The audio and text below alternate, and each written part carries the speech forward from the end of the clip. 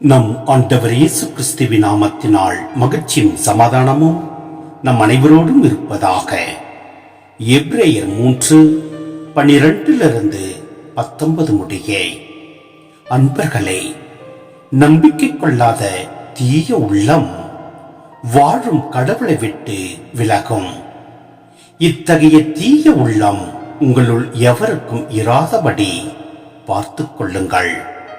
உங்களுள் எவரும் பாவத்தால் ஏமாற்றப்பட்டு கடின உள்ளத்தினர் ஆகாதவாறு ஒவ்வொரு நாளும் இன்றே என எண்ணி நாள்தோறும் ஒருவருக்கொருவர் அறிவுரை கூறுங்கள்.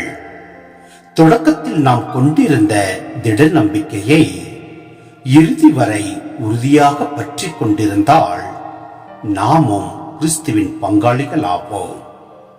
இன்று நீங்கள் அவரது குரலை கேட்பீர்கள் என்றால் கிளர்ச்சியின் போது இருந்தது போல உங்கள் இதயத்தை கடினப்படுத்திக் கொள்ளாதீர்கள் என்று கூறப்பட்டுள்ளது.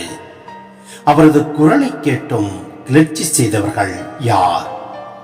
மோசேயின் தலைமையில் எகிப்திலிருந்து வெளியேறினவர்கள் அனைவரும் அல்லவோ?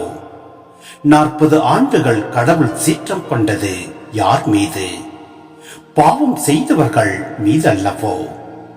அவருடைய பிணங்கள் பாழ நிலத்தில் விழுந்து கிடந்தன அல்லவோ? நான் அளிக்கும் இலைப்பாற்றிய நாட்டிற்குள் நுழையவே மாட்டார்கள் என்று யாரை பற்றி ஆணையிட்டு கூறினார்? கீழ்ப்படியாதவர்களை பற்றி என்றோ? அவர்கள் நம்பிக்கை கொண்டிராததால் தான் அதை அடைய முடியாமற் போயிற்று என்பது தெரிகிறது. சிந்தனை: நம்பிக்கை கொள்ளாத தீய உள்ளம் வாழும் கடவுளை விட்டு விலகும். ஆம், நாம் செல்ல வேண்டிய பாதை நீளமானது. துயரங்கள் வரும்போது நம்பிக்கை வாழ்வை ஆர்வமுடன் தொடங்கிய திருப்பயணிகள் சோர்வடைவது இயல்பு.